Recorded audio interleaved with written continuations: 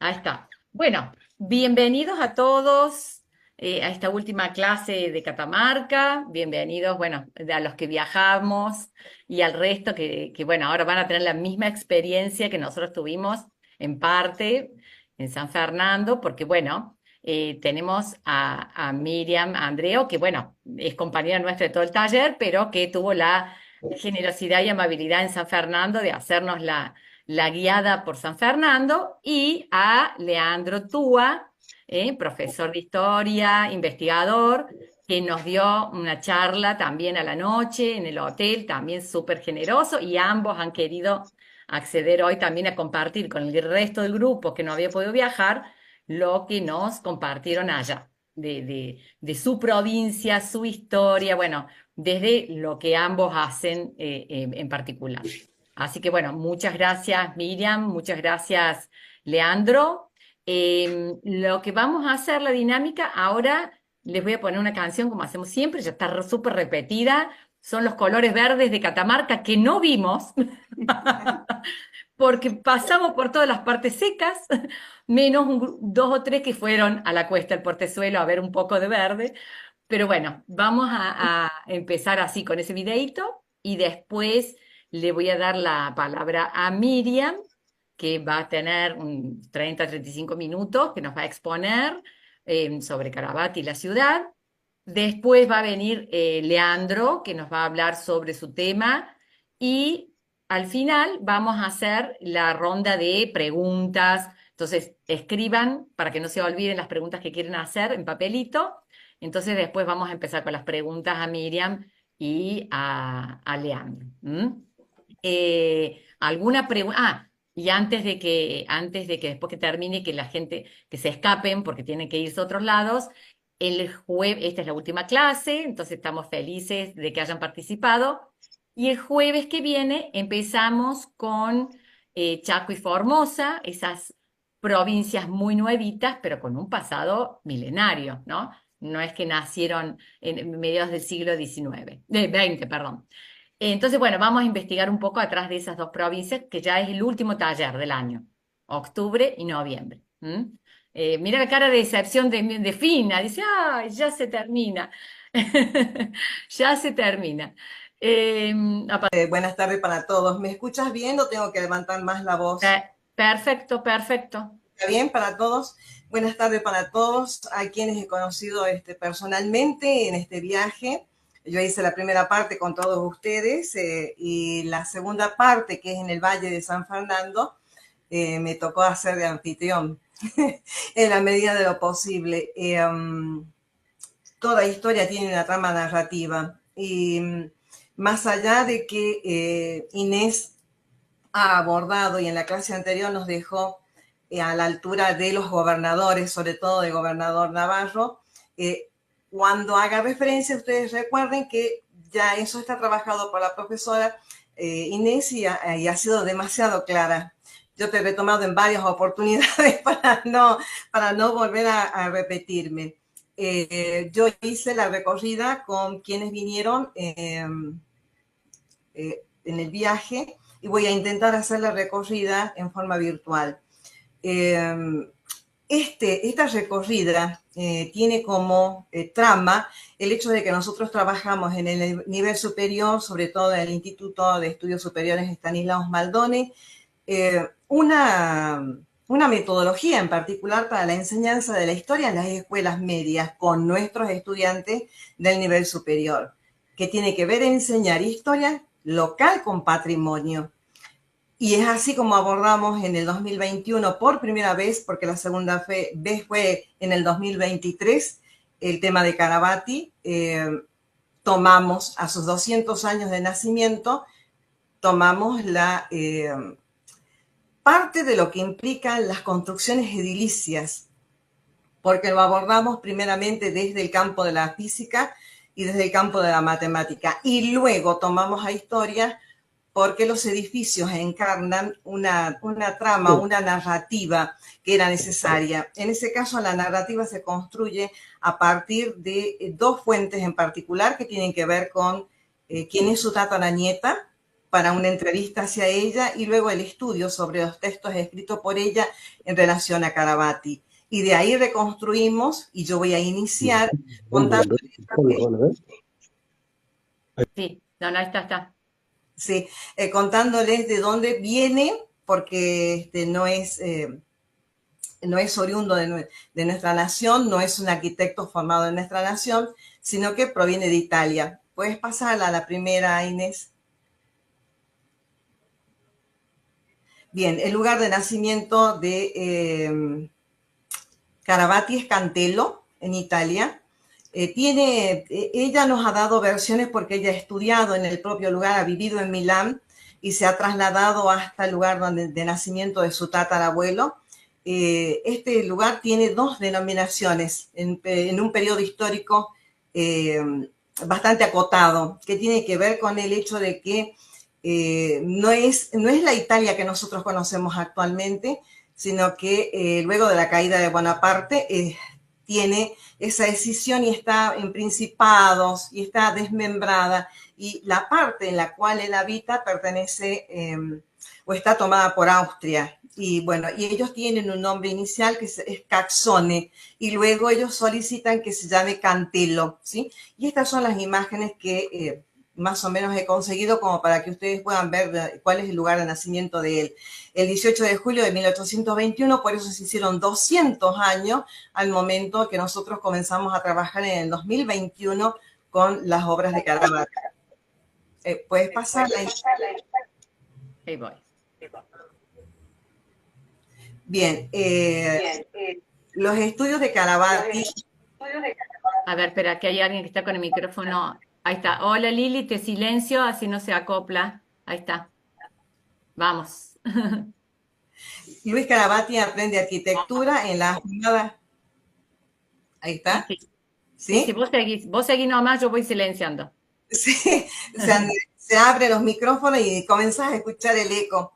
Luis Sí, Caravaggio aprende arquitectura en la afamada Academia de Bellas Artes de Brera, en Italia, Academia de Bellas Artes, más conocida como Academia Brera, que fue fundada en Milán en 1776 por decisión de la emperatriz María Teresa I de Austria. A la siguiente. voy. Bien, ahí es donde vienen las razones por las que emigra, que nosotros en nuestra entrevista se la preguntamos porque ella la intenta averiguar cuáles son las razones, porque no forma parte de una oleada inmigratoria que haya sido impulsada por la República Argentina. Sabemos perfectamente que hay momentos y gobiernos que impulsan la inmigración de extranjeros. Ella cree, por lo que puede observar y los estudios que hace en el lugar, que tiene que ver con esto que yo hace un momento hacía referencia, que es después de la caída de Bonaparte en 1815, y este desmembramiento que tiene, y él pertenece a una parte de este espacio que está tomado por Austria, que es hoy Italia. Lo que dice ella es un momento de posguerra. Los momentos de posguerra son de hambruna, son de un futuro muy difícil de pensar en esos espacios, por lo tanto, él es el primero que sale viniendo a América del Sur. Esa es la razón, ¿sí?, principal que ella encuentra. Es un clima de posguerra y él emigra. A la siguiente. Y acá no se puede confirmar, ella misma lo dice, porque hay diferentes versiones. La versión que supuestamente más se sostiene es la que hace hincapié en la llegada de la Catamarca, porque esa nos consta, digamos, porque se desarrolla su historia. Hay una versión que dice que desembarcó inicialmente en Montevideo y la otra directamente en la República Argentina. Y en Montevideo trabaja con un arquitecto italiano. En una de las intervenciones que tiene la Catedral de Montevideo, dice que eso está, pero supuestamente ese tipo de estudio o ese tipo de registro histórico es para un estudio posterior, pues ya tiene 2 textos publicados, con relación a que haya desembarcado en ese lugar. A ella la hace suponer eso, o los quienes hacen este tipo de historización, porque ahí es donde deja de ser académico y comienza a ser más práctico, sobre todo con el hecho de tener contacto con los lugares, con los materiales que se pueden trabajar en América. Y bueno, y el otro es en Córdoba, y eso lo data en 1856. Para Uruguay es 1850, para Córdoba 1856, y tiene relación con un arquitecto que es Thompson, quien es amigo del gobernador de Córdoba y a su vez lo presenta con el gobernador de la provincia de Catamarca, Octaviano Navarro. Y en Catamarca él se establece definitivamente en 1857 hasta su muerte, 1901. Así es, Inés. ¿Sí? Pasamos a la siguiente.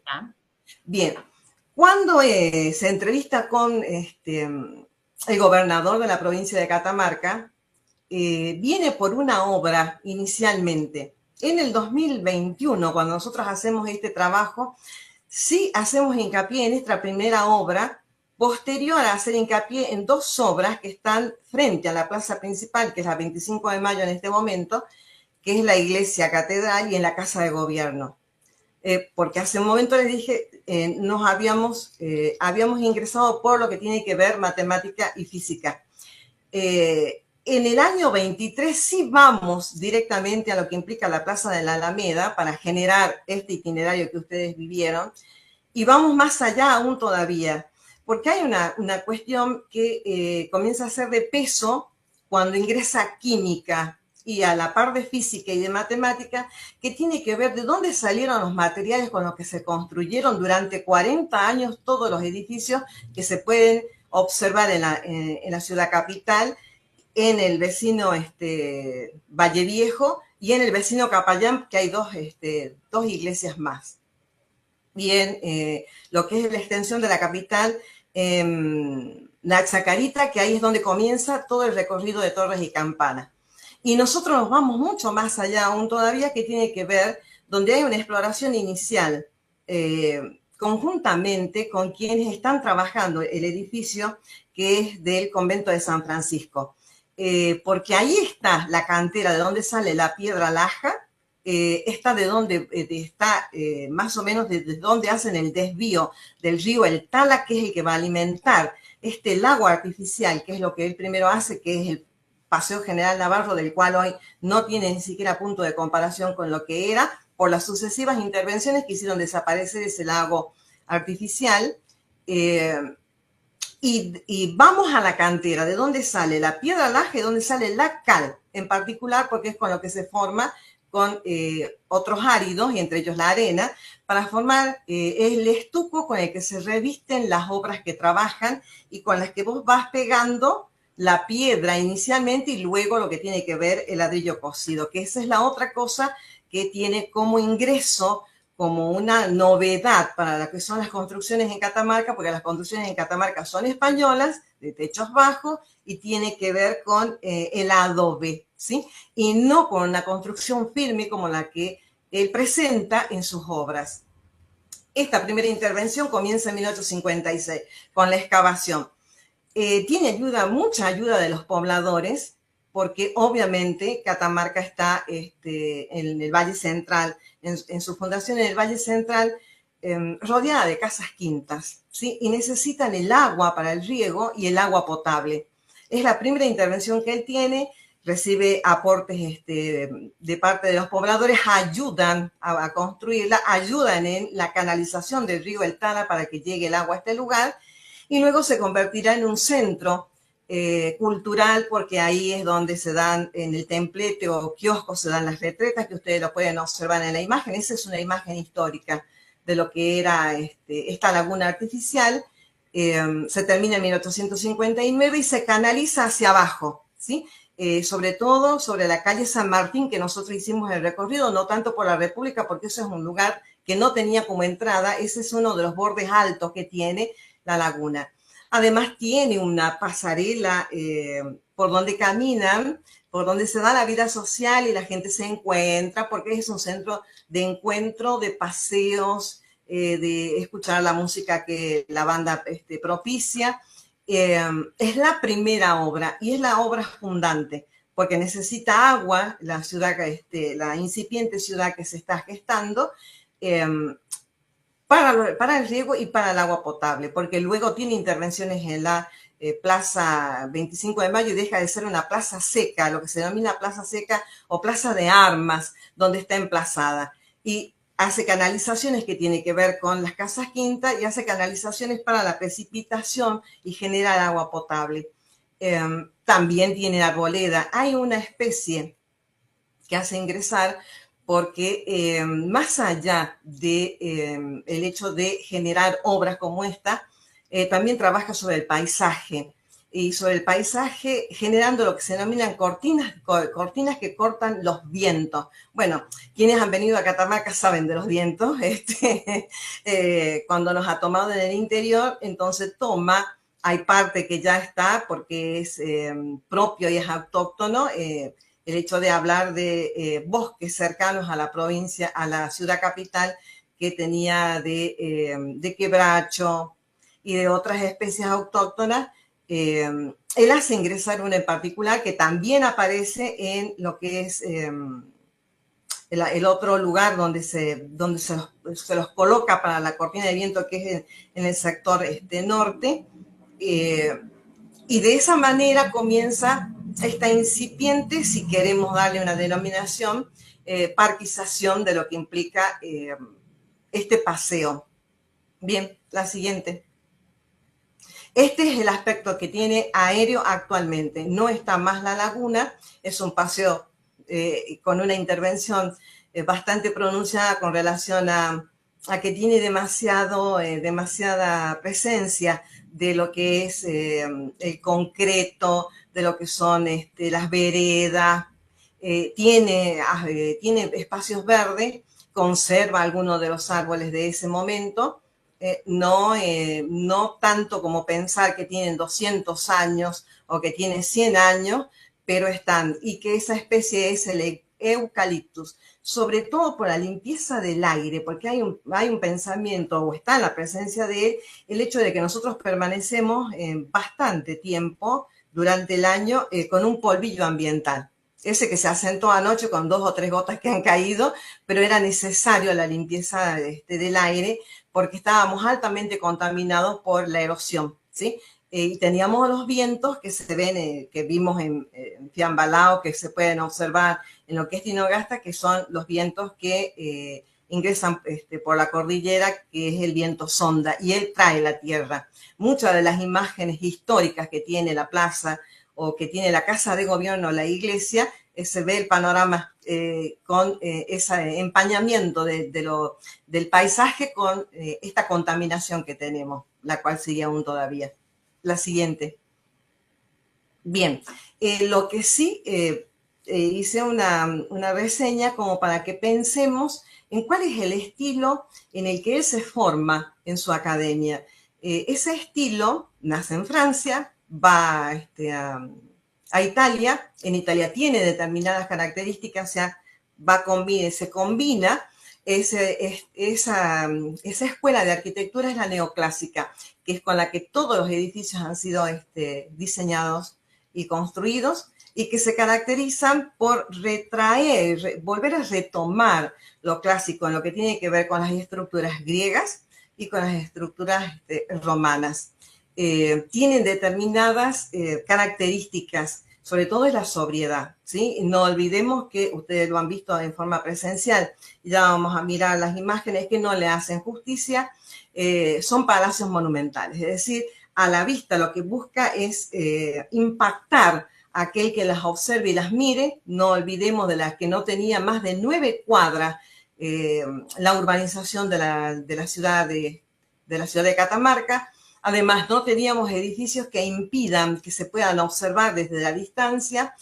Podía uno tomar distancia para sacar una fotografía, lo que hoy te lo impide. Por ejemplo, la Biblioteca Julio Herrera, que es la Escuela Galíndez, no tienes espacio para sacar una fotografía. Si vamos al Palacio de Justicia, que era la casa del gobernador Galíndez, tampoco tenés espacio para sacar una fotografía en primer plano. No lo puedes hacer, porque la cuadrícula y el tipo de edificio se vino encima de lo que supuestamente en ese momento se podía observar a simple vista, desde donde te pudieras posicionar, tenías la imagen de lo que él estaba diseñando y construyendo. Aquí están las características principales, son edificios con plantas rectangulares, de dimensiones de palacio, con ornamentación discreta y clásica, se usan líneas rectas y planas. Pasemos Inés. Aquí aparece un tipo de estructura que tiene que ver con las cúpulas que van a aparecer en las iglesias y abovedados, que son parte de lo que es la construcción de la iglesia. En cambio, las otras techumbres son planas. No, no, son techumbres planas. Sí están aterrazadas. Caravati no está solo. Eso lo advierto porque él forma parte de lo que ha sido una inmigración en cadena, que es lo que denomina la licenciada Lobo, porque vino él primeramente. Una vez que terminó esta obra y la envergadura de lo que se avecinaba y para lo que lo estaban contratando, él trae parte de su familia, 2 hermanos de él, sobrinos de él y pobladores, aquellos pobladores que quisieron venirse. ¿Por qué? Porque estos edificios, al tener ese tipo de estructura, necesitan de herreros, porque ustedes vieron ventanas con rejas de hierro forjado, sobre todo para lo que implican las cornisas, que es el detalle que cubre la techumbre, que es plana, que es la que no se puede observar si uno no tiene una imagen aérea de la misma. Y las abovedadas no tienen tanto problema porque también quedan tapadas con lo que implica el frontis del edificio. Son austeros, que ustedes lo pudieron ver. Hay frentistas, él trajo los frentistas, vinieron además de frentistas, son maestros mayor de obra, lo que nosotros conocemos como maestro mayor de obra, para poder hacer una imitación de lo que es una piedra que se usa en las construcciones francesas. Esa se hace con, suponemos, porque de eso no queda registro, que se hicieron con ménsulas para imitar esa piedra. Lo que nosotros vemos como un dibujo sobre el estuco es la imitación de esa piedra. Materiales nobles como el mármol. El mármol y el granito no son de nuestra provincia.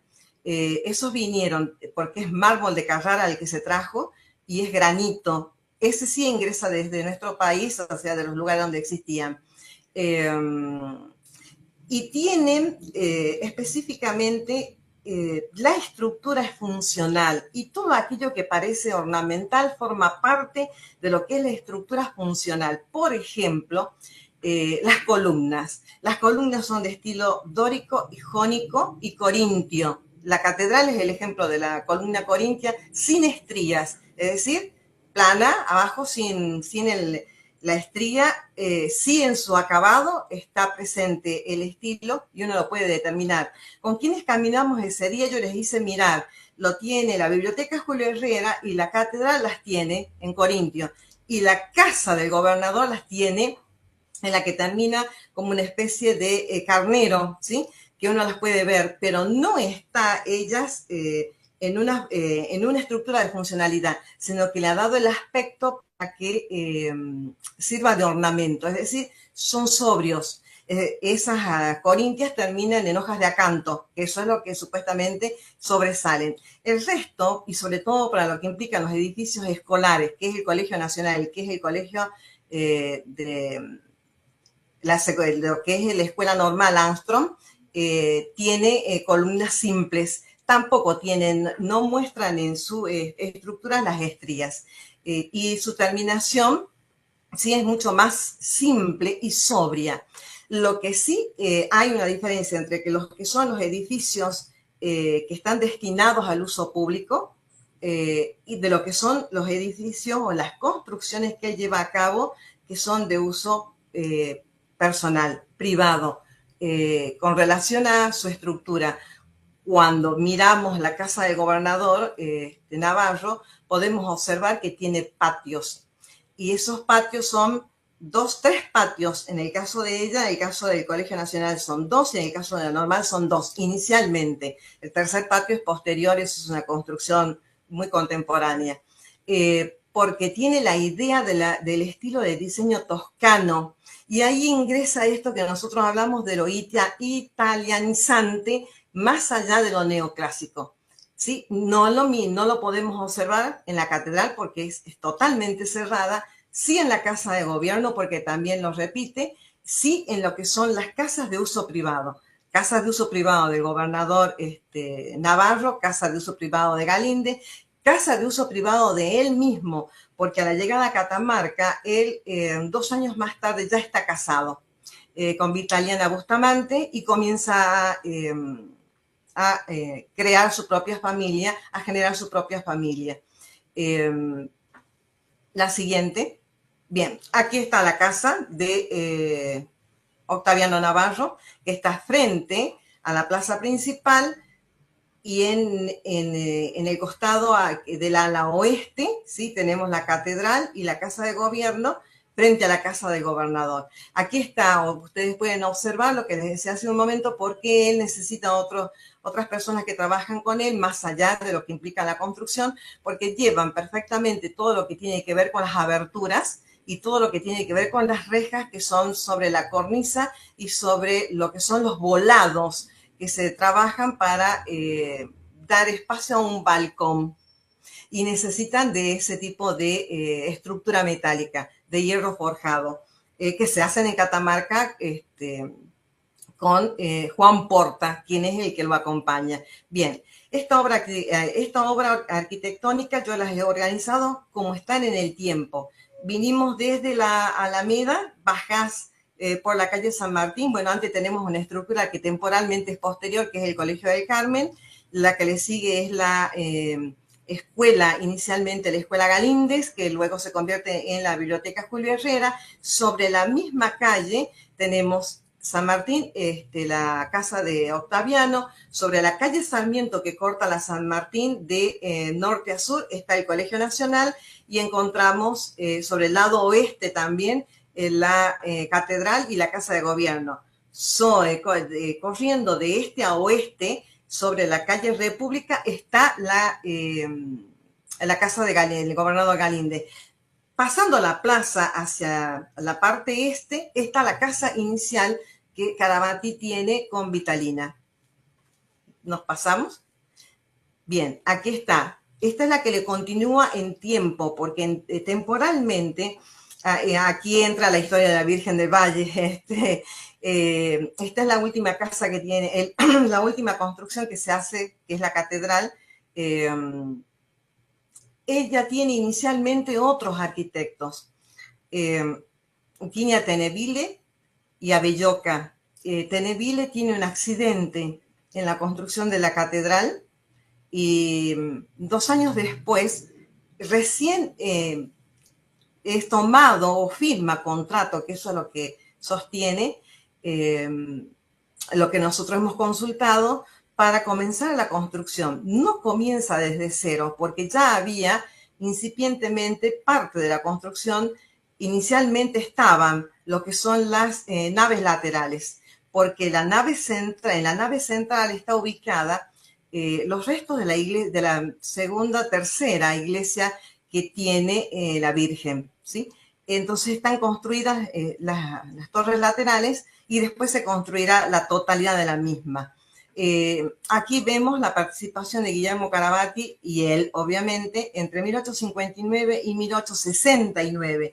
Paralelamente se van construyendo. Si ustedes miran las fechas, la única que tiene una fecha y que no coincide con otras construcciones que se hayan comenzado es la Alameda, es la única. Y después la mayoría se está levantando al mismo tiempo. Si podemos generar una línea imaginaria de tiempo, estamos mirando que está construyendo la casa de Navarro y está construyendo al mismo tiempo lo que le encomienda a Navarro, la casa de gobierno. En ese momento hay un problema, que es, sufre un accidente y muere Teneville, y el vicario interino de la catedral busca la manera de que se pueda continuar la obra y firma contrato con él.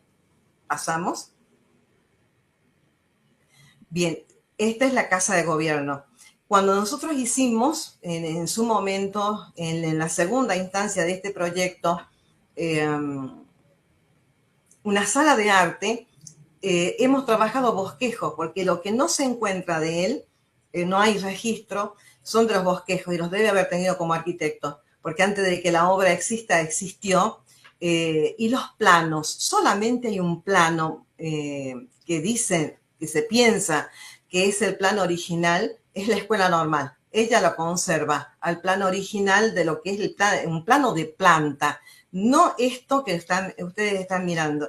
Esto es parte de lo que es el aporte de mis alumnos de matemática para lo que es la casa de gobierno. Nosotros hicimos con la imagen fotográfica que se tiene de la casa de gobierno, porque actualmente uno la puede recorrer, mirar por fuera y puede sacarle una fotografía. Nosotros hicimos un bosquejo.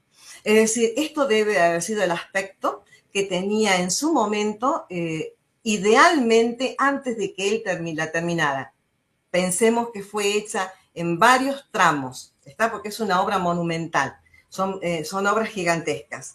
Ella se extiende sobre la calle Sarmiento y sobre la calle República. 62 metros exactamente dicen que se extiende, porque ¿qué tenía pensado? No solamente funcionaría el gobierno en él, sino toda la administración, los ministerios, la administración y hasta la alcaidía. Hasta el día de hoy tienen un ingreso lateral, que es por calle República, y da la impresión de que haya sido preparado para ese fin. Más de eso no podemos deducir porque no, todos los edificios, todo lo que se ha edificado, nosotros intentamos generarle una trama narrativa, y esta trama narrativa no está completa, porque en realidad nosotros no contamos, y ella tampoco ha contado en su momento, más que con un diario de él, pero es un diario indicativo, o sea, es decir, no se extiende en la narración de día por día de qué es lo que le va pasando. Y la otra cosa con la que nosotros pudimos reconstruir es con lo que tiene el archivo guardado como registro con relación a lo que él va desarrollando paralelamente, porque esto es invita a los pobladores del lugar, y sobre todo a aquellos que tienen dinero, a que le haga frentes de la misma naturaleza, porque sobre todo hay casas que conservan su frente, pero estructuralmente no son lo que supuestamente es una obra Caravati, pero sí tienen un frente Caravati. Porque en esta controversia o en este ir y venir diario que tenía Caravati, se encarga de obras privadas, sobre todo para poder solventar su vida, ¿sí? Porque da la impresión, eso es lo que se deduce, no hay un cumplimiento efectivo más allá de la intención y del énfasis con el que el gobernador Navarro quiere la casa de gobierno y que paga por su propia casa. No alcanza el dinero para poder pagarle a él, pagar a quienes lo ayudan y pagar a todos aquellos que trabajan, porque la historia cuenta solamente o tiene en cuenta aquellos que sobresalen, es decir, tenemos en cuenta a él y su alarifes, que son aquellos que son sus seguidores y aquellos que trabajan su estilo, pero no tenemos en cuenta que hay muchísimos obreros, muchísimas personas trabajando en ese momento en estas obras y que necesitan de poder mantenerse, ¿sí? Y entonces él privilegia, y esto tiene que ver con el hecho de que él trabaja en forma privada, juntamente con ellos, porque son jornadas extensas, y se reparte para poder trabajar, para que no les falte el dinero, para que tengan una paga desde lo privado para que puedan seguir trabajando en las obras que son de uso público. La casa de gobierno está construida entre 1858 y 1859, porque ese es uno de los reclamos que tiene Navarro en forma permanente hacia Caravati, porque él quiere la casa de gobierno por la funcionalidad que tiene. En ella intervienen Luis Caravati, Guillermo Caravati, interviene Juan Porta, Antonio Sanata y Luis Sanata. Estas son la gente que supuestamente lo ayudan a construir este edificio. Pensemos que la catedral también está en el mismo momento en su construcción. La otra, Inés, esta es la casa que hoy es Tribunales. Esta es la casa del gobernador Galíndez, construida en 1862, 1873. Y si pueden ver, no estaban terminadas las otras obras y ya estaba iniciada esta, ¿sí? Entonces, tiene el aspecto que yo les dije inicialmente de un taller a cielo abierto. Es decir, hay muchas construcciones que se están elevando en ese momento. En este interviene Luis Carabati y Juan Porta, y de nuevo por lo mismo. Miren la herrería que tiene. La Casa de Gobierno, que aún todavía no tenemos el placer de poder ingresar en su última intervención porque se va a convertir en museo, tiene Ns en las rejas que están puestas en la escalera, que es inicialmente de mármol, no sé hoy, tiene la herrería la N de su gobernador, ¿sí? Porque él es el que obviamente le encarga. Como un detalle, ninguna de las otras casas tiene ningún otro tipo de señalización o manifestación de quién es el morador, ¿sí?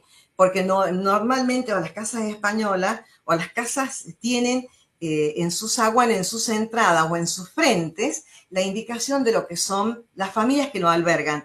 Acá no, por el estilo. Bien, la siguiente.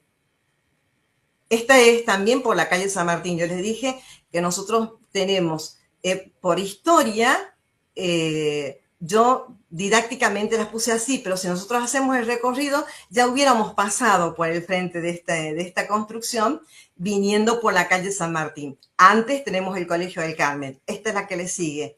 Esta es lo que se denomina la Escuela Galíndez. Ahí también está la Dirección de Minería, ¿sí? Y comienza su construcción entre 1871 y 1872. Ahí trabaja Luis Carabati y Juan Porta. Estas son las que le decía, las columnas, que son parecidas a las que tiene la catedral, sin ser las de la catedral, porque las de la catedral son funcionales, porque son las que sostienen el atrio, ¿sí? Las que terminan en hojas de acanto.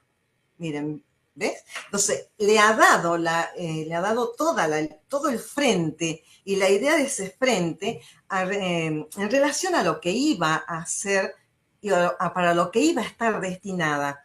Los ventanales tienen arcos de medio punto, de nuevo tenemos la cornisa, en la cornisa solamente hay detalles muy sobrios, ¿ves? Eso es lo que tiene este edificio. A la siguiente. Este es el Colegio Nacional. Cuando yo les digo que está circunscripta entre la calle San Martín, ¿sí?, que desciende, y cortada por la calle Sarmiento, sobre la calle Sarmiento, hacia el sur está el Colegio Nacional a media cuadra, ¿sí? Haces media cuadra y está. Este no se construye desde cero. Acá hay una construcción previa y sobre ella, obviamente que se produce una donación, se comienza la construcción. De nuevo tiene los mismos frentes, no así la normal, pero la normal es mucho más imponente, sin tener tanto espacio para que uno la pueda observar. Este comienza entre 1871 y 1872 y trabaja Luis Carabati, Adonai Esplafico, Domingo Freddy y Juan Porta. A la que sigue. La normal. A esto me refiero. Esta es la estructura que también se repite en la catedral, que no la tiene más que el edificio de la Escuela Normal en su frente norte y en su frente oeste, en su contrafrente oeste.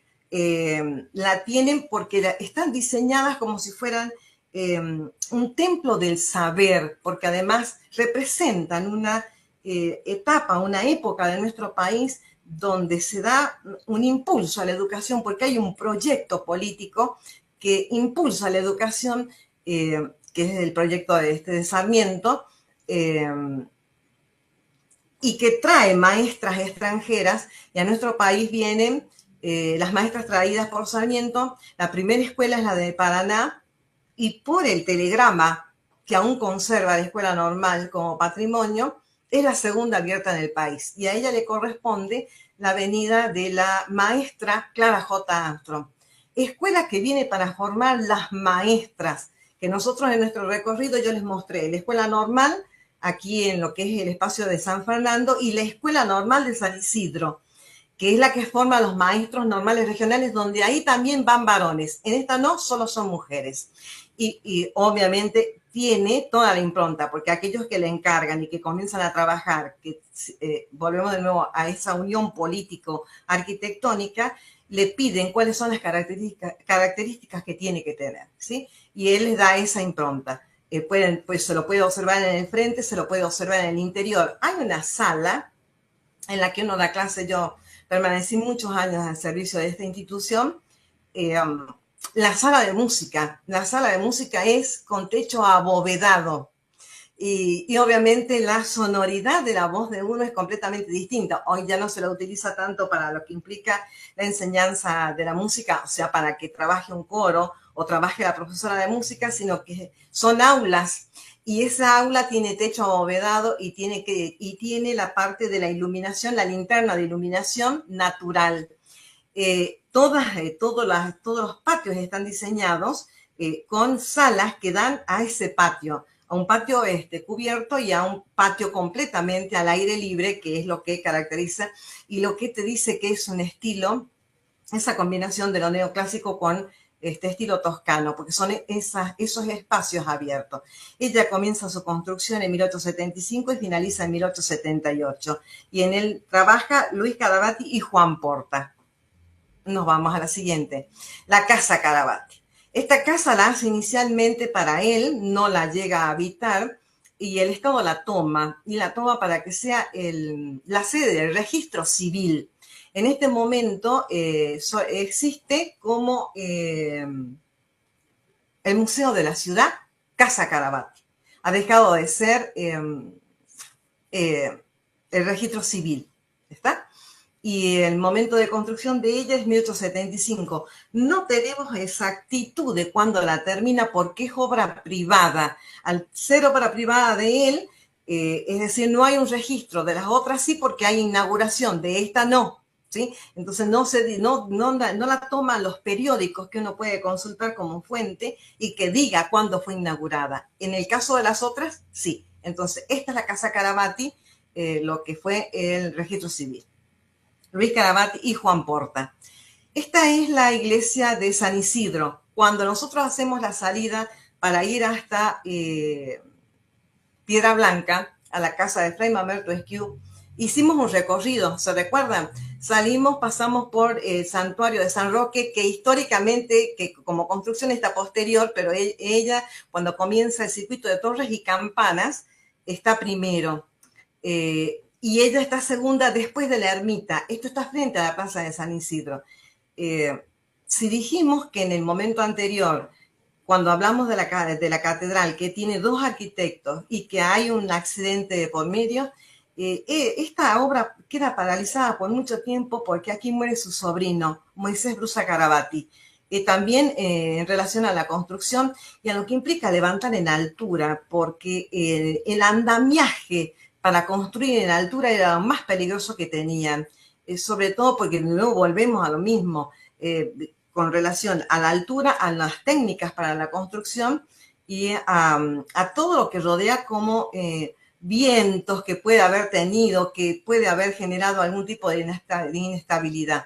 Esta lleva más tiempo y le lleva más tiempo en este interín. Muere su sobrino en la construcción y muere su hijo de 8 años. Así que esto tarda bastante tiempo. Esta es una réplica pequeña de lo que es la catedral, sobre todo por la mayólica, ¿sí? Aquí pueden ver los zócalos que utiliza, lo mismo que utiliza la catedral en su cúpula. Este los utiliza en su frente y en sus cúpulas. ¿Está?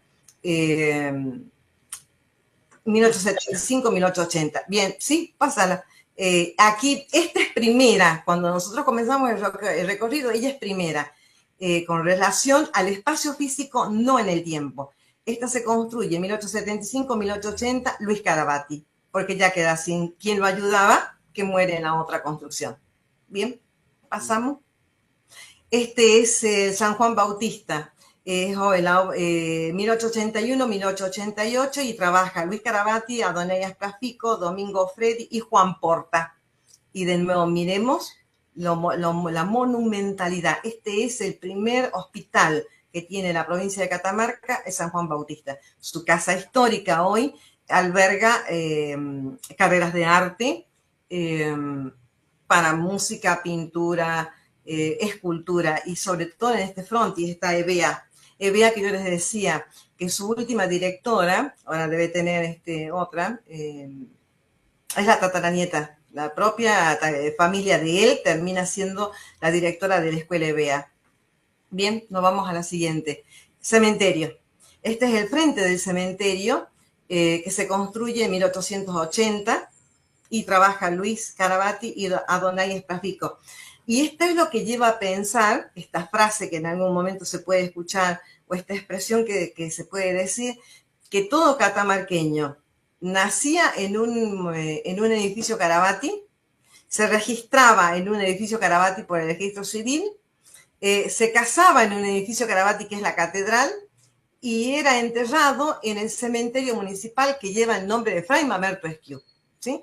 Entonces ahí se completa el ciclo, excepto por lo que se puede pensar que hay, pero ya es consultado. Otros lo llevan a cabo en relación a la estación de ferrocarril para aquellos que venían y transitaban por la provincia de Catamarca y aquellos que se iban de la provincia de Catamarca, sino todos pasaban por los edificios Carabati, indiscutiblemente.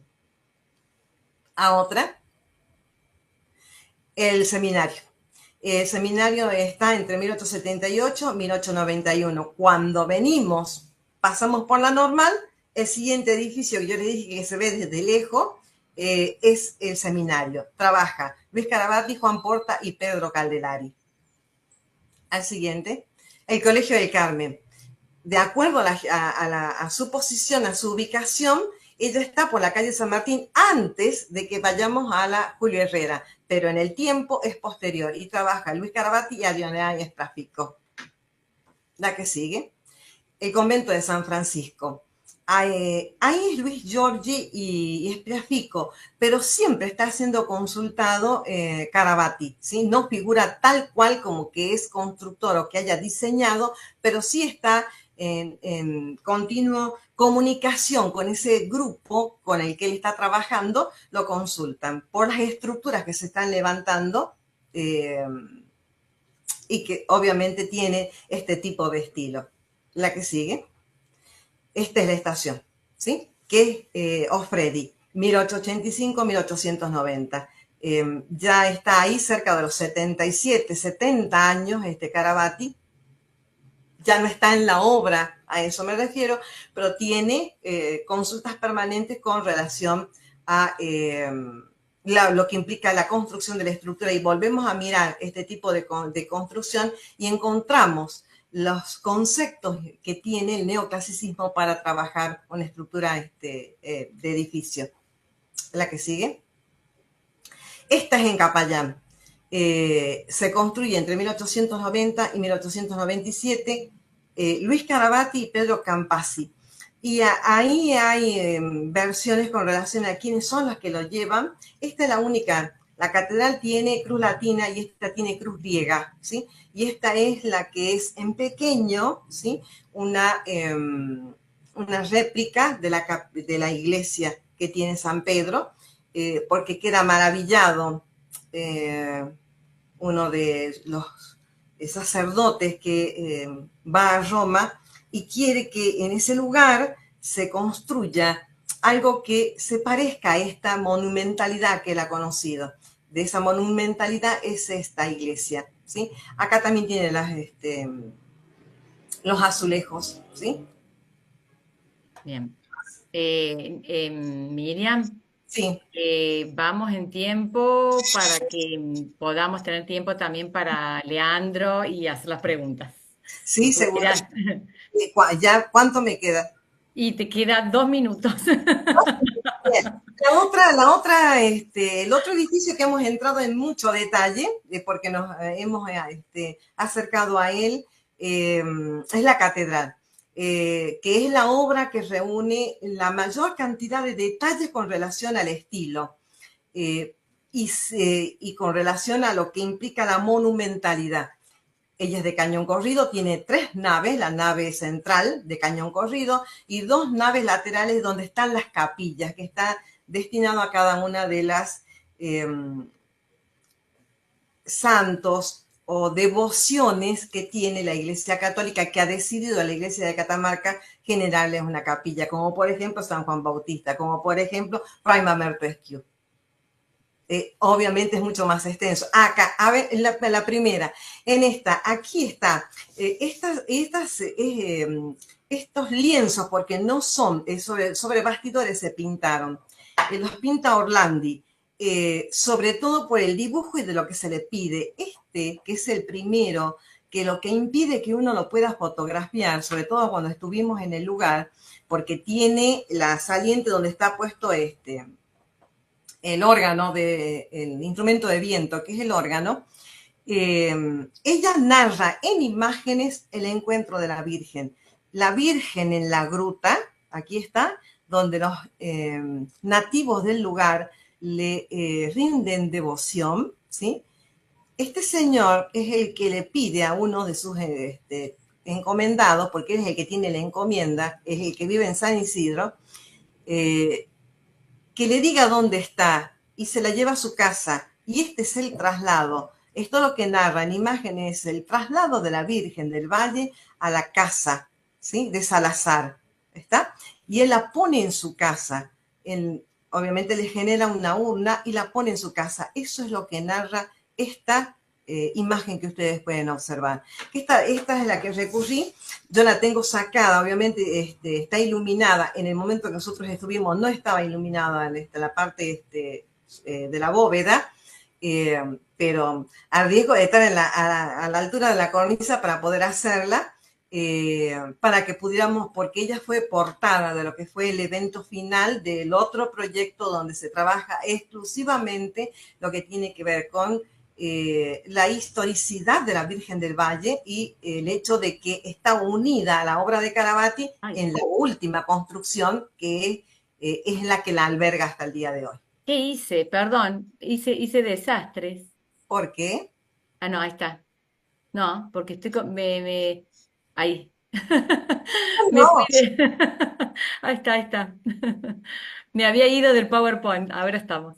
sí, ahí está. Listo. Bueno, paso Obvio, así para que los vean. sí, la que le continúa, las guerras calchaquíes, que decíamos que genera algunas polémicas con relación a eso. La que, por ejemplo, yo veía y le digo a Jorge, Jorge es mi esposo para quienes no lo conocen, me manda ayer, me dice, la única cosa que ha quedado de los incendios fenomenales que ha tenido Córdoba es una virgen. Está todo quemado a su alrededor y ella está impecable. Bueno, esta imagen representa el momento en el que se le incendian los campos de algodón a Salazar y Salazar saca a la Virgen y se aplacan los incendios.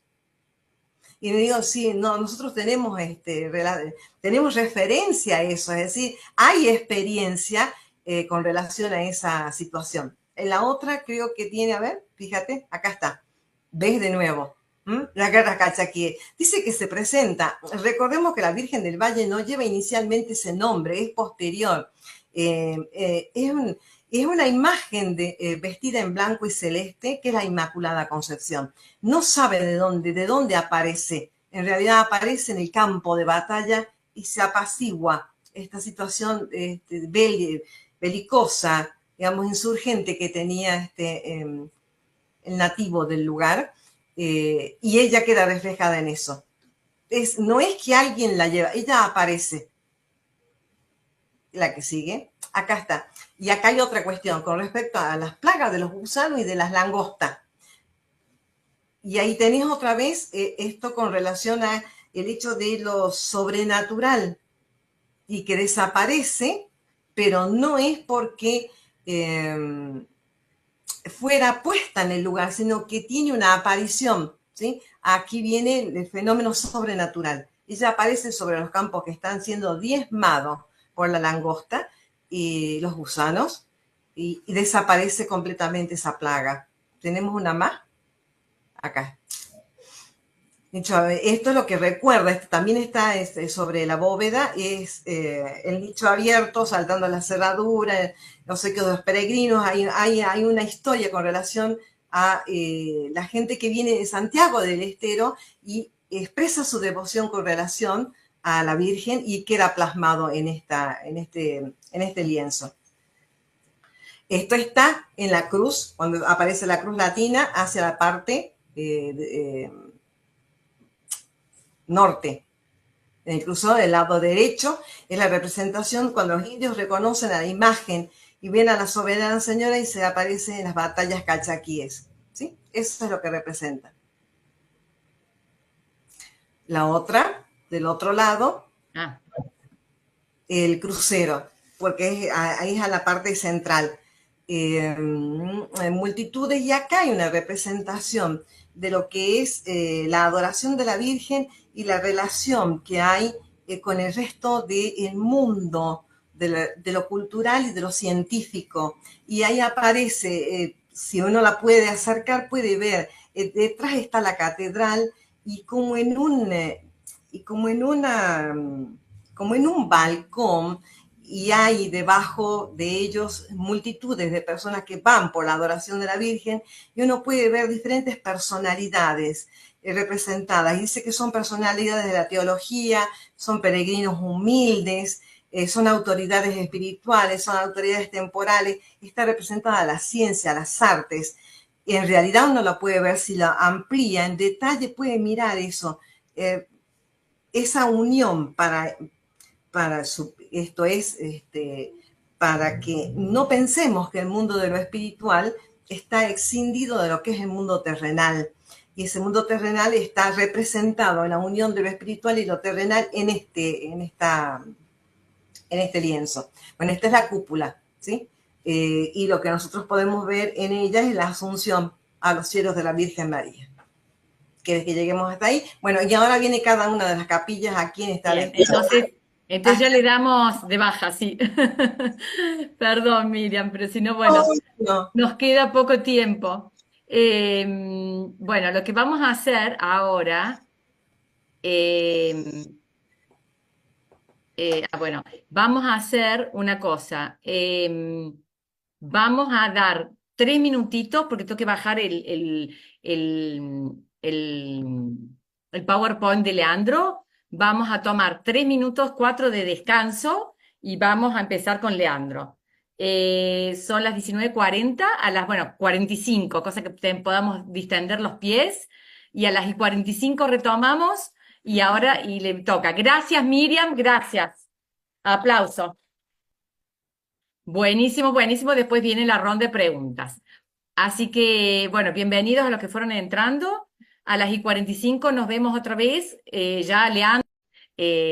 Así que, bueno, ahora nos va a compartir un poco de lo que él hace como investigación. Así que, bueno, gracias, Leandro. Y bueno, acá vamos a compartir el PowerPoint. Bueno, nos organizamos entonces. ¿Vos ya estás lista con el tema PowerPoint?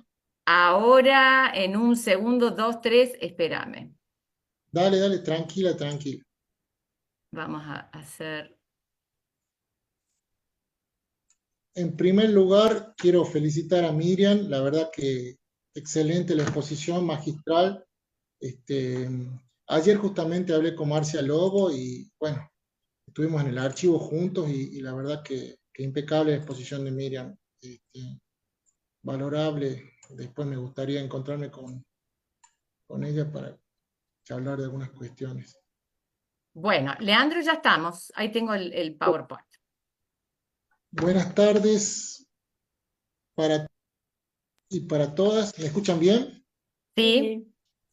Bueno, en el encuentro anterior, acá, en su visita didáctica a esta provincia, en el Hotel Ancasti, hablamos de una serie de temas seleccionados vinculados a la historia de Catamarca. Si puedes pasar la imagen, Inés, por favor. Recordemos que comenzamos analizando el tema geográfico, la región del norte y su vínculo con Córdoba, primero dentro de ella, luego fuera. Más tarde, abordamos fundaciones, la originalidad del proceso de fundaciones y traslados de esta ciudad. Hablamos también de Fernando de Mate de Luna y su parecido con Jerónimo Luis de Cabrera. En cuanto a la celebrina desobediencia, recordemos que ambos no cumplen con las reales ordenanzas e instalan la ciudad en lugares no señalados por las autoridades españolas.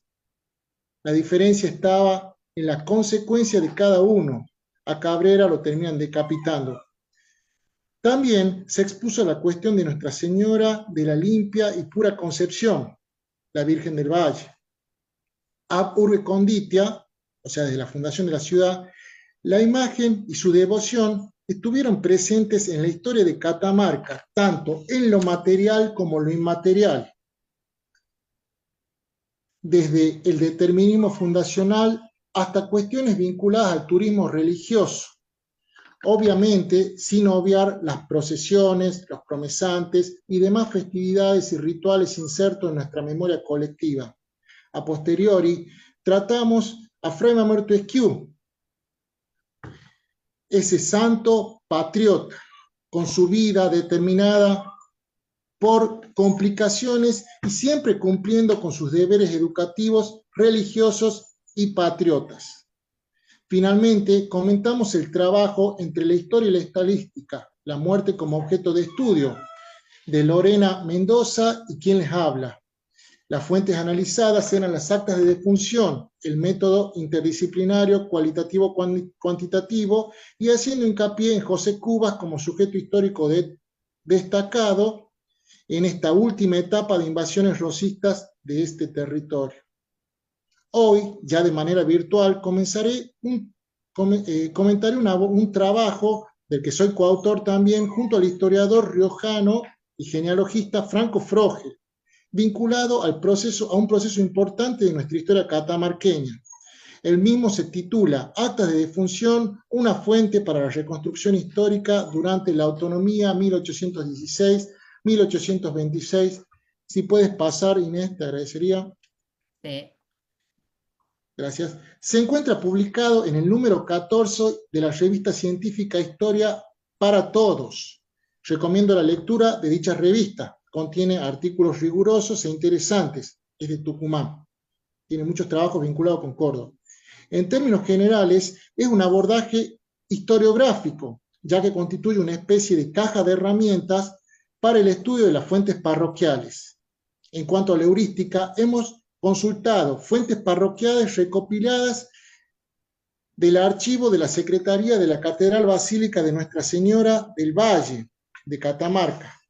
Los libros de defunciones, el libro 5 de negros, el libro 6 de españoles, el libro 7 de naturales, el libro 9 de españoles también, cada uno con sus correspondientes años.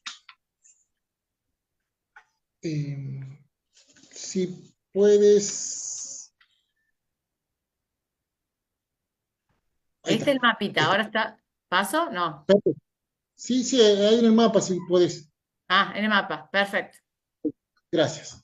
Introducción. En una lectura general sobre el estudio de la historia de la muerte, inferimos que la historia y la prehistoria, del hombre siguió las prácticas de enterramiento que suponen la conciencia de la muerte como distintivo que los diferencia de los demás seres vivos. Esperen un segundo. De los demás seres vivos. Entendemos que la mayor parte de las sociedades ateas, escépticas y creyentes siguen este tipo de práctica no tan solo como un medio de acercamiento a la divinidad, sino también, y presten atención a esto, como una forma de integración social del finado. Entendemos que la mayoría de las actas escritas por sacerdotes ofrecen un reflejo correspondiente con el mundo, incluso sus expresiones estilizadas resultan reveladoras porque desarrollan un patrón de conducta interesante. Mediante el estudio de un significativo número de actas de defunción correspondiente al periodo de la década, que dije, del 16 al 26, del siglo XIX, y sometiendo sus datos y métodos heurísticos y hermenéuticos a la crítica, a cada paso inferimos en generalidades y anomalías interesantes para el estudio sociocultural de la época. Es significativo el valor de las fuentes parroquiales para la historia en general y la historia social, económica, cultural, geográfica, etcétera, en particular. Nos enfocamos en el contenido social del curato por medio de la lectura de exhaustivas fuentes primarias, en este caso eran las actas de función, para este contexto.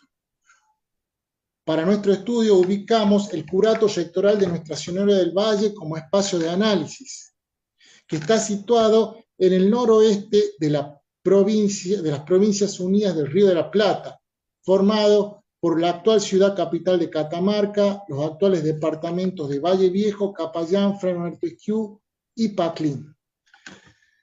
Analizando el momento político en esta coyuntura particular de transición de ciudad sufragánea a Estado autónomo, nos preguntamos qué aportes y contribuciones podemos obtener a partir de la lectura de las actas de defunción. Dichos documentos contienen información estadística significativa en general considerada homogénea, como dijimos. Sin embargo, también presentan datos aislados y anomalías individuales. Ahora trabajamos con la reducción de escala de análisis de tiempo y espacio en estrecha relación con el paradigma indiciario de Carlo Ginzburg. Recomiendo la lectura de Carlo Ginzburg y su microhistoria, su paradigma indiciario. Luego consideramos datos susceptibles de análisis en relación con otras disciplinas. Una de las características de nuestra ciencia, la historia, es la interdisciplinaridad. Por tal razón, recurrimos a la demografía histórica para analizar temáticas vinculadas a la población. Entiéndase, estructuras sociales, económicas, mentalidades, etc. La elección del tiempo y el contexto político, la crónica. Esa es la estructura del cuerpo del trabajo. Voy a ser breve, voy a ser resumido porque quizás le va a aburrir y es lindo leerlo con un lápiz en la mano. La elección del periodo de tiempo analizado es la década de 1816 a 1826 como contexto histórico de la autonomía de Catamarca. En este tiempo geopolítico se presentan dos categorías o conceptos históricos, independencia y autonomía. Voy a ser franco en algo. El acta de autonomía en ningún momento nombra autonomía, valga la redundancia, dice independencia, ¿no? Las actas no nombran la palabra autonomía ni acá ni en Santiago, lo hacen, con sus correspondientes conflictos, causas, consecuencias y procesos. La efervescencia política de este periodo de tiempo, susceptible de tensiones, de cambios, continuidades, acontecimientos bélicos e institucionales. Más o menos este trabajo, este apartado, hace un recorrido histórico entre 1816 y 26, nombrando a sujetos históricos importantes, entre ellos, recuerden que yo hablaba en el primer encuentro de la cercanía entre Córdoba y Catamarca, no tan solo en sus cuestiones naturales, físicas, económicas, sino también en sus cuestiones de familia y de vínculo entre sujetos, ¿no? Y en sus parecidos, ¿no? Como como Jerónimo Cabrera y como Mate Luna. En este caso, por ejemplo, el gobernador Cisneros le consulta a Bustos, gobernador de Córdoba, por el tema de la integración al Congreso General de Córdoba. Después le consulta, por ejemplo, en cuanto a si era pertinente o no que se independicen de Tucumán. Y bueno, hay una serie de correspondencia epistolar interesante vinculado a ese tema. Brevemente, el 25 de agosto de 1821, asisten 54 ciudadanos al cabildo, entre ellos los sacerdotes, los militares, comerciantes, intelectuales, hacendados, etc. Se dispone a nombrar gobernador de la provincia Nicolás Avellaneda de Tula, se declara la autonomía, y acá hay algo importante, en marzo de 1822 ya gobernaba Eusebio Gregorio Russo, dice el historiador Ramón Rosa Olmos, que, textual, mientras las demás provincias estaban en guerra civil y luchas, acá en Catamarca, durante el gobierno de Russo, se convirtió en un periodo de paz. El gobernador, fin de la cita, el gobernador convocó a los curatos de las provincias para que elijan sus diputados y así constituyeron la labor legislativas. Allí vemos sacerdotes, doctores, destacados ciudadanos. En julio de 1823 se redactó el reglamento constitucional en el que, entre otras cosas, se establecía que el gobierno duraba 2 años en sus funciones. Russo es electo gobernador. En cuanto al derrotero geográfico, como posible construcción histórica a partir de las actas de defunción, que es el segundo apartado, a saber, la historia debe ser analizada en tiempo como también en espacio, como decía en el primer encuentro. Dice la Real Academia Española que el término derrotero significa camino, rumbo, medio tomado para llegar a tal fin propuesto, fin de la cita. Entonces, nuestra intención es referenciar los espacios situados dentro del curato rectoral de Catamarca, localidades, pueblos, ciudades, y donde se encontraban los cementerios, las iglesias, las parroquias, las viceparroquias, los santuarios, los oratorios, etcétera, para identificar así la geografía mortuoria en tiempos de la autonomía de Catamarca. Como dijimos, el curato de Nuestra Señora del Valle, el rectoral, el que entonces era el más densamente poblado, fue creado por el obispo, por el reconocido obispo de la jurisdicción espiritual del Tucumán, Fray Fernando de Trejo y Sanabria, a fines del siglo XVI, el obispo Trejo. Por otro lado, la jurisdicción del rectoral se modificaría a fines del siglo XIX con la creación del curato de San José de Piedra Blanca. Las menciones a ciertos pueblos que existían ya en ese momento en Catamarca, en las actas, nos dan la pauta para llevar a cabo una investigación de esta índole. Además, estas fuentes permiten el seguimiento de la evolución territorial de los curatos, jurisdicción eclesiástica, que antecede a los actuales departamentos y en particular la del rectoral, que es la que hoy nos interesa. Bueno, allí tienen en el mapa que habíamos visto en el primer encuentro, la división geográfica de los curatos, ¿no? Recordemos que el curato es la jurisdicción eclesiástica paralela a la jurisdicción civil, o sea, era lo adaptable. Allí ejercía su gobierno un cura de alma, un sacerdote. En este caso el rectoral, que era el que gobernaba una serie de curatos, se encontraba allí en el medio, está señalado. Vamos a la genealogía, porque esto es importante, porque este trabajo, lo que queremos hacer con mi colega, es decir, bueno, como es historiográfico, ¿no? Las actas de defunción sirven para un análisis, como decía, de la crónica, del tiempo, transversalmente, del espacio, para ver los diferentes lugares, parajes, ciudades nombrados, y las distancias por ahí que también recorrían los sacerdotes, las cuestiones vinculadas a jurisdicciones en ese tiempo.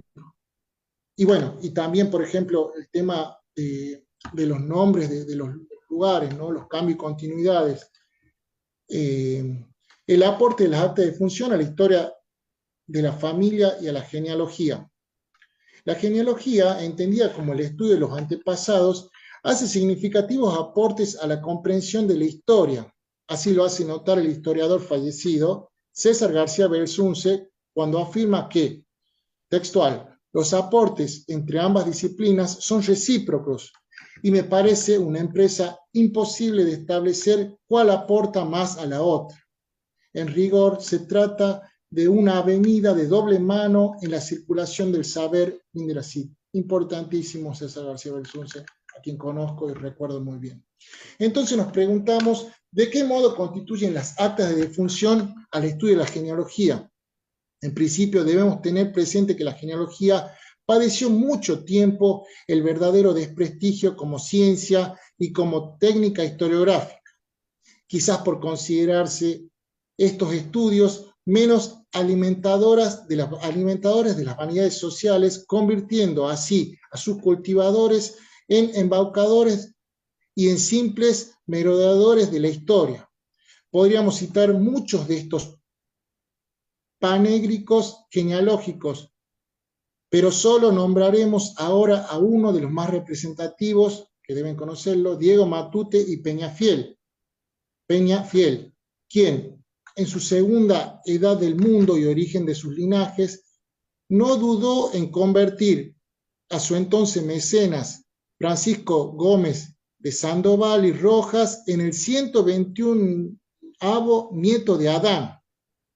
En segundo lugar, y teniendo en cuenta lo antedicho, la genealogía se ocupó tradicionalmente de nobles linajes en sus estudios, y aunque estos viejos perjuicios ya han sido superados, todavía los trabajos sobre las castas de color son relativamente recientes y aún escasos. Perdón. Todo proporciona valiosos datos para los trabajos. Si puedes pasar, hay un acta, la siguiente, hay un acta, ay, no, te pasé otro, sí, te pasé, perdón, Sí. Inés, ¿Es otro? perdón, Sí. sí, era la otra, perdón. Bueno, ¿querés pasármelo? No hay problema, yo lo bajo. Me esperamos un Ya, segundo y te sí, bajo el otro. sí, no, mira. Me Ahí esperas un está. segundo y vamos Mil disculpas. No, no hay Ese- problema.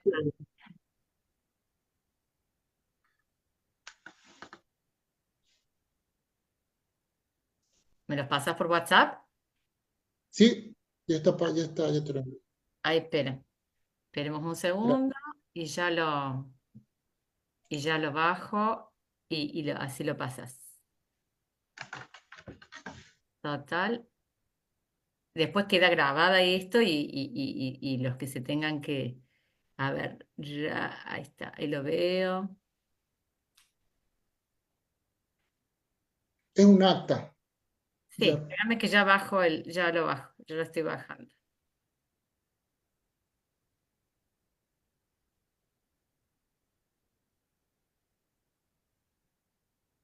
Bueno, ahora vamos a compartir. ahí está la primera imagen. Espera. Bueno, espera, vamos a ver. Ya hablamos de Ahí temas. vamos. Un minuto. Ah, el acta de función. Ah, ahí estamos. Esa. El acta de función. Bueno, en esta acta de función, como decía, la relación entre las actas de función como fuente primaria y el estudio genealógico, podemos observar, podemos leer que es de una párvula, o sea, de una niña menor de 12 años, que se llamaba Perfecta de Felicidad de San José Galíndez, hija del español don Ramón Galíndez y de doña Teresa Cubas, y hermana de don Francisco Galíndez, 2 veces gobernador de la provincia de Catamarca.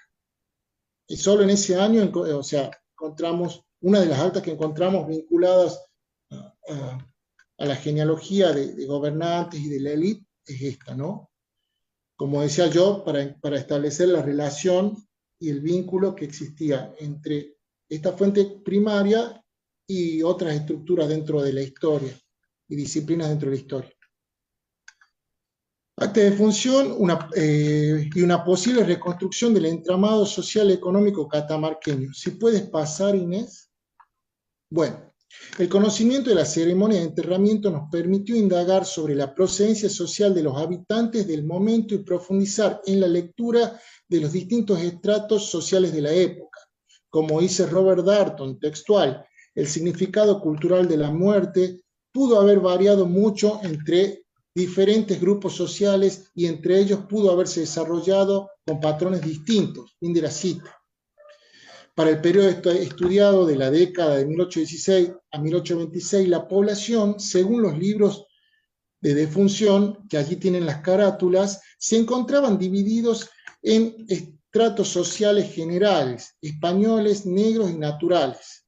Dicha observación funciona a su vez como disparador y nos motiva a preguntarnos quiénes pertenecían a cada categoría en ese contexto temporoespacial.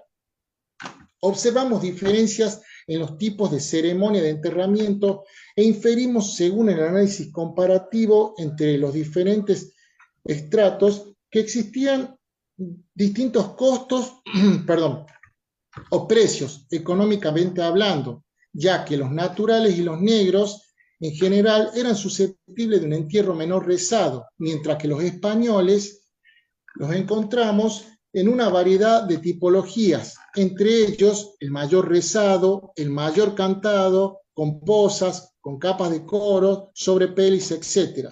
Encontramos, por ejemplo, un entierro mayor cantado y un entierro menor rezado, etc., con los diferentes costos cada uno, ¿verdad? Reducción de escala temporal al curato rectoral de Catamarca en 1821, año de la autonomía. Ese es el último apartado y considero el más interesante.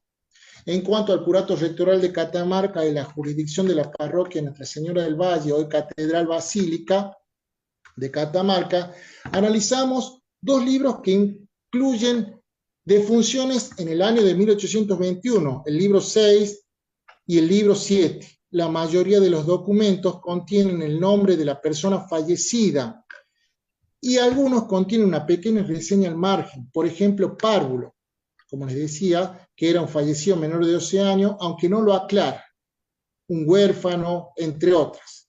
En cuanto al sexto volumen, el libro de españoles, trabajamos desde enero de 1821 hasta diciembre. Son 43 actas de defunción y entre ellas encontramos los fallecidos endonados, don. Asimismo, en el séptimo libro, el de naturales, allí son 105 actas de defunción, que nos indican claramente que el sector más bajo de la sociedad era también el más numeroso. De las fuentes consultadas se desprenden que las ceremonias de enterramientos referenciadas son entierros menor rezado, menor cantado, textual, mayor cantado con misas de cuerpo presente, cantada, 3 capas de coro y 4 posas. En otro momento podríamos hablar de los precios, ¿no? Oficio mayor cantado, 4 posas, entierro mayor cantado, misa de cuerpo presente, textual, acompañé a la iglesia, textual, acompañé desde el hospicio de la Merced, iglesia de la Merced, con oficio mayor cantado a la iglesia matriz, con las posas que se pudieron hacer y capas de coro. Los sacerdotes encargados de dicha ceremonia, los títulos y los cargos de los clérigos nombrados son los que figuran en las actas. Cura rector excusador, don Juan Andrés Córdoba, doctor don Juan Andrés Córdoba, el presbítero maestro, el presbítero maestro don Manuel Fernández de Rivas, el ayudante doctor don Manuel Fernández de Rivas, el ayudante doctor don Ángel Mariano Salas y el reverendo padre Fray Hilario Correa. Las actas fechadas y analizadas se encuentran todas rubricadas por el cura rector excusador Juan Andrés Córdoba. En cuanto a las iglesias nombradas, la iglesia matriz de Nuestra Señora del Valle, la de los Recoletos franciscanos o iglesia de San Francisco, las capillas, si puedes pasar, por favor, las capillas, ya, ahí nomás, las capillas o viceparroquias nombradas son Santa Cruz, San Pedro, San Isidro, la de Huillapima, la de Miraflores, la de Capayán. Las actas también informan en cuanto al origen de los fallecidos. Entonces los finados provenían de San Fernando de Catamarca, Chumbicha, Miraflores, Valle Viejo, Polco, La Aguada, Chacarita, entre otras. Había un europeo, una persona de Buenos Aires, una de Guayamba, una del paraje de San Pablo, de La Rioja, de Belén, etc. La mayoría de los fallecidos tenían la aclaración en el acta de murió el día antes, pero existen algunas aclaraciones con murió repentinamente, lo que implicaba que no se les suministren los sacramentos. Recuerden que hablamos en el primer encuentro de la importancia del sacramento para la persona fallecida, ¿no? Pertenece a las categorías que nombra Huizinga para el otoño y la Edad Media en cuanto a esto de la buena muerte, ¿no? El ars morir. En el análisis comparativo inferimos que en los libros naturales se pueden observar una gran variedad de categorías comparado con el libro de españoles. Entre ellos encontramos huérfanos de padres desconocidos, huérfanos, hijos naturales, huérfanos expuestos a la piedad pública. Encontramos también un fato. Un fato, según la Real Academia, era algo así como una persona falto de razón o de entendimiento, ¿no? Un idiota, dicen las fuentes también. Huérfanos criados por un don. Encontramos también esclavos y esclavas, libertas, para este año, ¿no? Ya en 1813 había sucedido el tema de la abolición de la libertad de vientre, de la Declaración de la Libertad de Vientre. Entonces, acá había todavía esclavos. De hecho, hasta el 51 encontré algún esclavo por ahí. Y recordemos a partir, bueno, ya dije, fallecidos con familias desconocidas por los escribientes. También damos cuenta que en porcentaje los españoles reciben más atención sacramental que los naturales. Encontramos también un llamativo caso vinculado al acta. En el libro de Naturales se trata de un asesinato. La foja 54 contiene 2 actas que nos obligan a consultar otros documentos de la época para entender qué sucedió. Recuerden que yo había hablado y lo que había dicho, lo que habían comunicado el padre Olmos, es que ese momento fue un momento de paz, ¿no? Que fue una declaración de la autonomía dentro de todo, dentro de los límites de la armonía, del respeto, del consenso. Pero estas 2 actas, estos 2 documentos nos hicieron pensar y estamos logrando inferir otras cuestiones. El cura rector Córdoba escribe, textual, a 10 de septiembre de 1821 años, acompañado del credo, eso dice el acta, ¿no? Estoy leyendo, que se pudo conseguir por no haberme avisado antes para acompañar el cuerpo, hice los oficios de entierro mayor cantado al cadáver de Juan Ignacio Álvarez, asesinado, que se sacó después de sepultado en los extramuros de esta ciudad, fuera de la ciudad. Esposo de María Antonia Lazarte, murió el día antes sin sacramento alguno, y ahora se sepultó en el Campo Santo, lo traen. En el acta siguiente, que es lo que nos hace ruido, el mismo día, el sacerdote apunta, asociado del credo que pudo reunir, y por no haberme avisado antes, puesto el cadáver de Francisco Romero, fusilado por la muerte atroz de Juan Ignacio Álvarez, la anterior, le hice los oficios de entierro mayor cantado, era como de edad de 20 años y murió confesado ese mismo día según sentencia. Dichas actas escritas 2 semanas después de la declaración de la autonomía de Catamarca generan ciertas dudas en cuanto a las circunstancias sociopolíticas del momento y a los procesos judiciales que pudieron incluir. Estos documentos presentan anomalías, tomando como regla general las actas de función de naturales del curato rectoral para 1821, ya que ambas testifican ceremonias de entierro mayor cantado, entendiendo que la regla general en las demás 103 actas de naturales es la ceremonia de entierro menor rezado, mínima. También observamos la inmediatez de la sentencia, los que nos direcciona a la revisión de expedientes judiciales de la época para llevar a cabo un estudio más significativo y específico del asunto. Nos queda una pregunta por responder y lo haremos quizás con ayuda de otros documentos. Perdón, ¿este asesinato tendrá que ver con el proceso autonómico o fue un hecho aislado? A modo de conclusión ya finalizo. Para épocas autonómicas, la historiografía de Catamarca, salvo algunas excepciones, analiza hechos políticos, luego varias preguntas, nos adentramos en el análisis de las actas de defunción para entender cuál fue o cómo fue el entramado social y cultural de la época. Este documento tan rico en contenido, a su vez, nos despierta o es disparador de otras preguntas que quizás podemos responder con la lectura y recopilación de otras fuentes. En el análisis de la década de 1816 a 1826, los habitantes del curato rectoral de Catamarca se encontraban clasificados por la Iglesia Católica, según las actas de defunción, en extractos sociales de negros, naturales y españoles. A su vez, existían distintos tipos de entierro. Los diferentes espacios que nombran las actas también nos redireccionan hacia un contexto espacial, lugares, ciudades, localidades, iglesias, cementerios, etc., como decíamos anteriormente.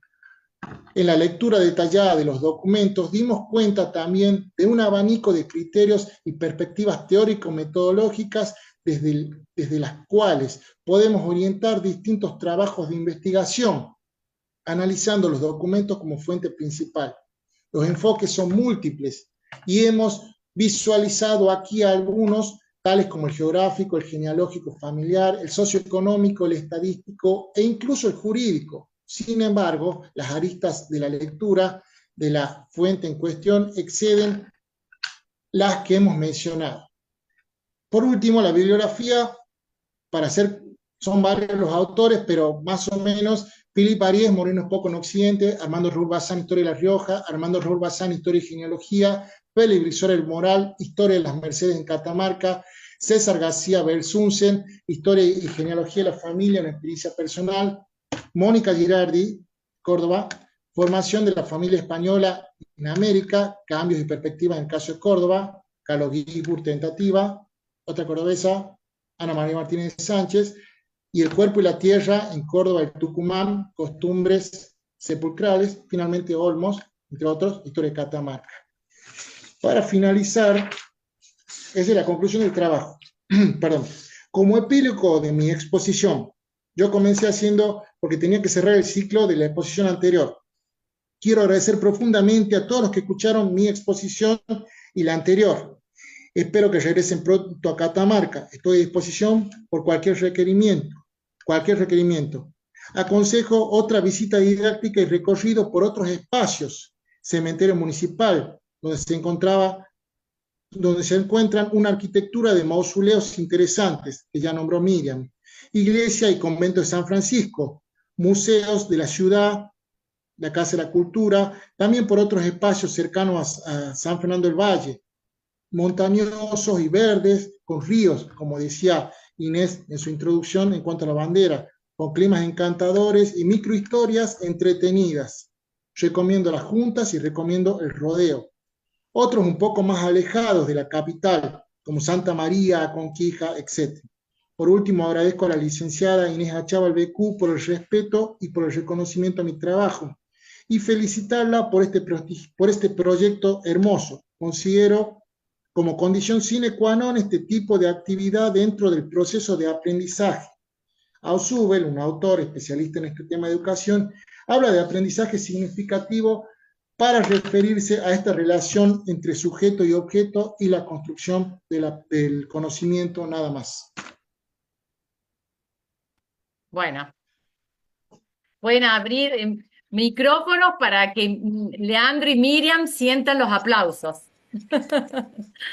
Bueno, Leandro, muchísimas gracias. Estuvo fantástico. Gracias también, Miriam. Los dos me parece re interesante porque desde distintos enfoques, perspectivas, ¿no? Nos logran presentar esta historia de Catamarca tan rica y que, como dice Leandro, realmente ir allí, ¿no? En el viaje y los que no pudieron ir virtuales o los que ya hayan ido la pueden reconstruir a través de estos, sobre todo porque, bueno, nos han generosamente aportado y dispuesto su tiempo, que seguramente está lleno de actividades. Así que, bueno, ahora vienen las preguntas. Entonces, como ya saben, que a veces yo no veo todas las manitos, abran el micrófono y tanto para Miriam como para Leandro, para hacerle las preguntas que deseen. ¿Mm? Bueno, ¿quién empieza? ¿Alguien quiere empezar a preguntar, a comentar, a agregar? ¿Eh? De historia,